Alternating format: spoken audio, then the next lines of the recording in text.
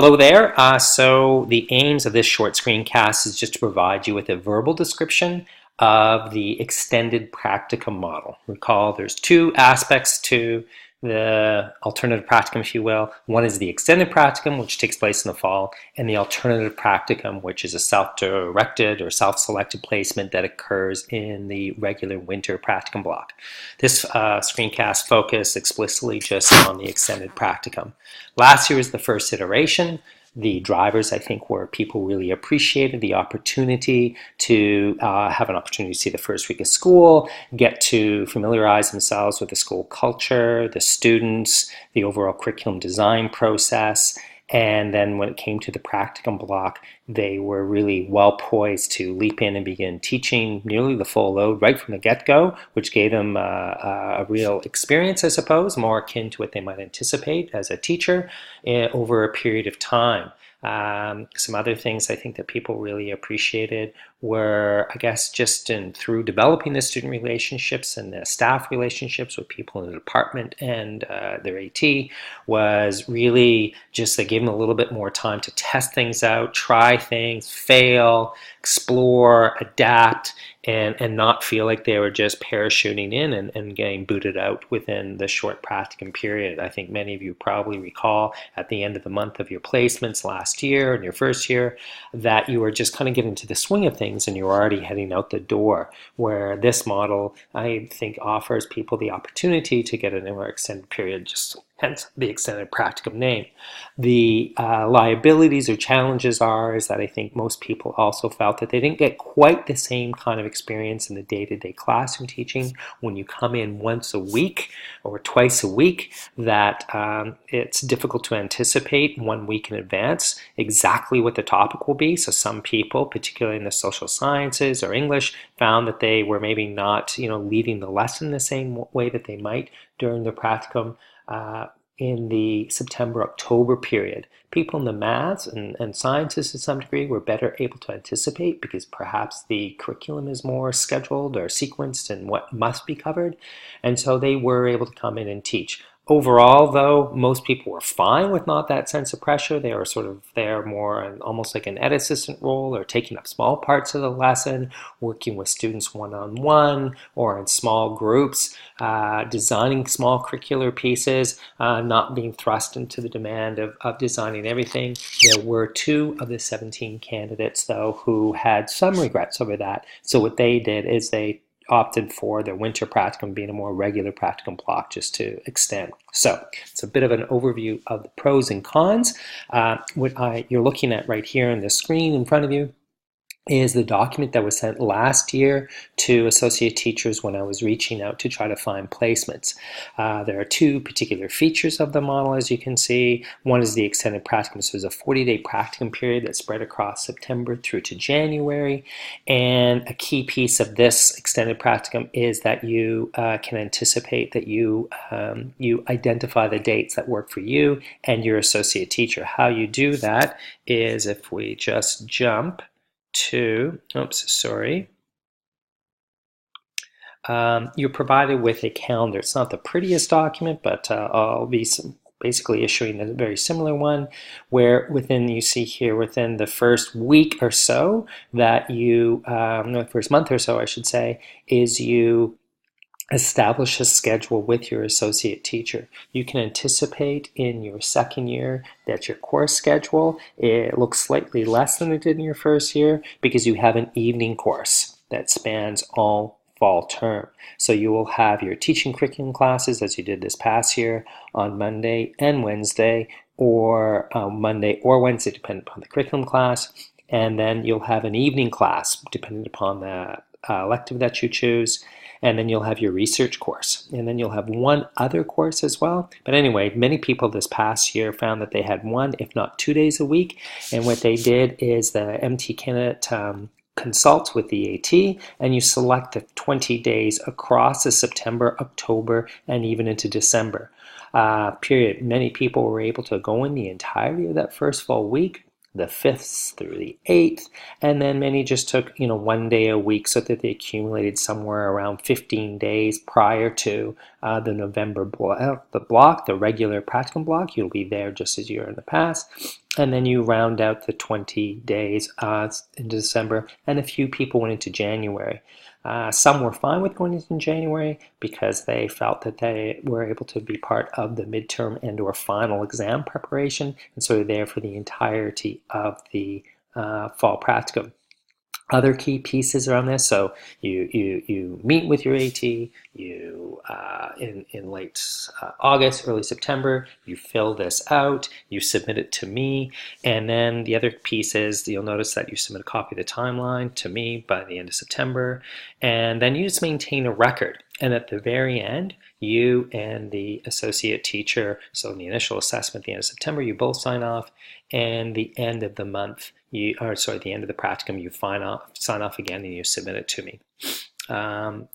Should things not be going well, should things, for whatever reason you find the workload excessive, there's some challenging fits, maybe the AT schedule change and no longer teaching the courses that we had anticipated, whatever the reason, either you or the AT have the capacity to choose to opt out by the end of September. That affords the practicum coordinators a short period of time in which to find you a regular placement. So that means you've removed yourself out of, there's no longer an opportunity for you to do the alternative placement into winter. You're just opting out of that.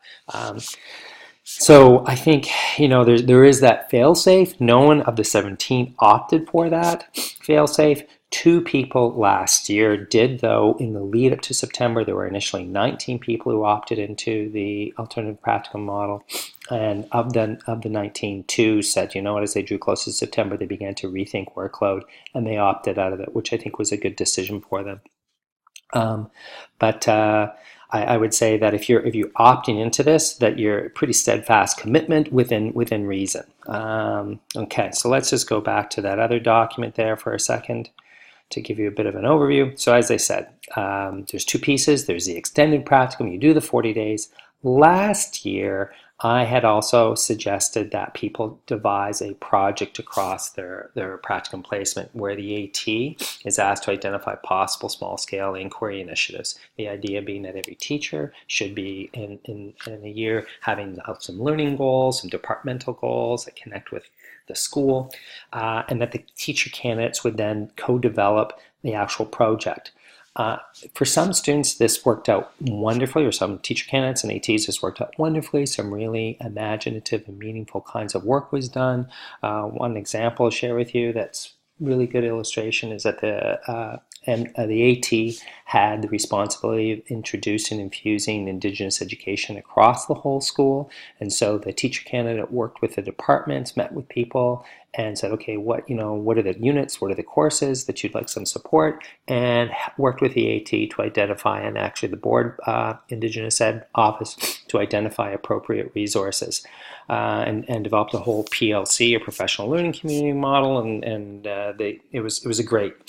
Some others, though, a number of others found it kind of stressful because the AT was like, I don't really have a project. I have lots of little tasks that you could help me with.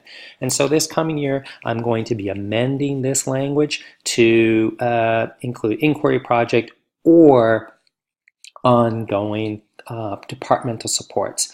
And for those who did the ongoing departmental supports, that could be things like ordering resources, entering marks,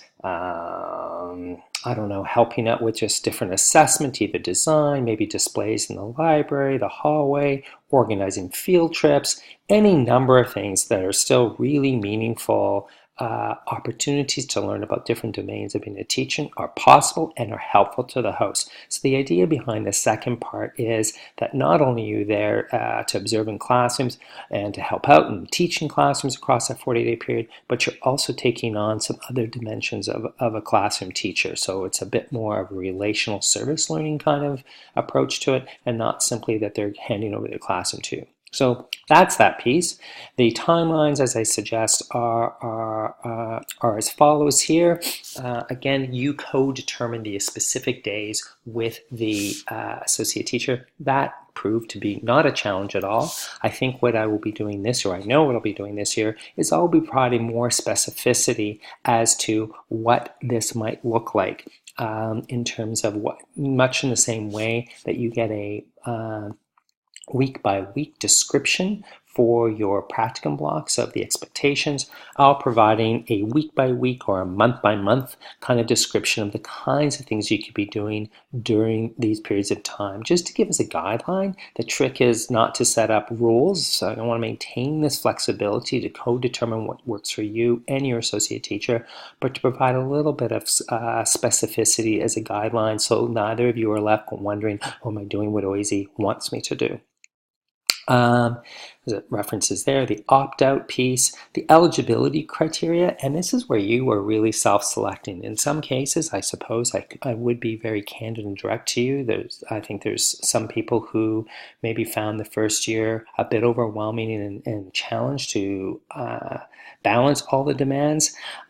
This is something that you have to determine yourself. If you are not successful in one of your first year practicums, you're not eligible. It's not a good fit. But if you were eligible and you felt pretty solid and confident about your experiences and your ability to manage the additional workload, because you need to imagine not only are you doing your practicum period across the fall, but you're losing those days where you might be working on your OAZ course assignments. I think I and some of the teacher candidates last year underestimated just what those demands would be. I'm sending to you, or I'm sharing with you, their feedback through a SurveyMonkey survey I did, and you'll get some sense of, and for sure that's one of the things that I think some people found, like, oh gosh, I kind of underestimated just how time consuming.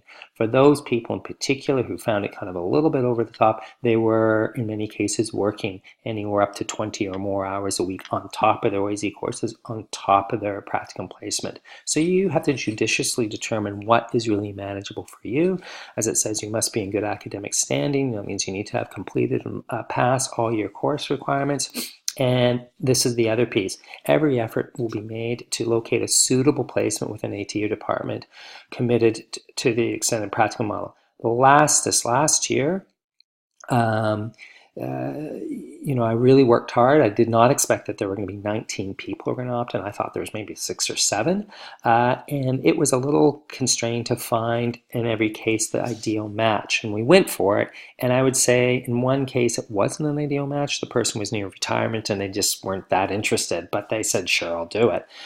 So I think, of course, it's really critical to have a good, strong AT, which I think is a potential benefit of this model, is you're more likely to get an assurance that you're going to get a good, strong AT who's into you being there. But that might mean that you might have to travel a little bit further. So there was a person who traveled from Kennedy and Lawrence and Scarborough, sort of central Scarborough, and came all the way down to Bloor and Dufferin because the AT and he were a really good match and he was willing to do so, and there was never a complaint. I think it's worth that extra 15, 20, even half an hour transit ride to be placed with a strong school, strong AT. But I'm going to say this right now, if I can't find you a strong placement, it won't happen. So there's not a guarantee.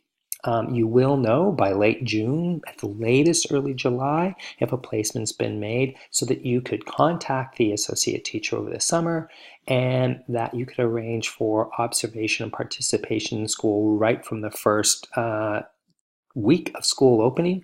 Many people actually met with their AT before Labor Day, came into the school, had a chat, a little bit of a tour, maybe for a half day. You can count that for sure as a day, and went from there. So there are 3 in terms of evaluation and reporting. I think that's important to be really clear on as well. So there's an initial assessment where you submit the learning plan, and that's a document that you articulate what your learning goals are. The AT specifies those as well. And you submit your timeline, what the dates are, and there's a little performance checklist. So these are all just checks, much way in the interim assessment in any practicum block. Then there's a practicum block evaluation. It's exactly the same as what you would have encountered this past year.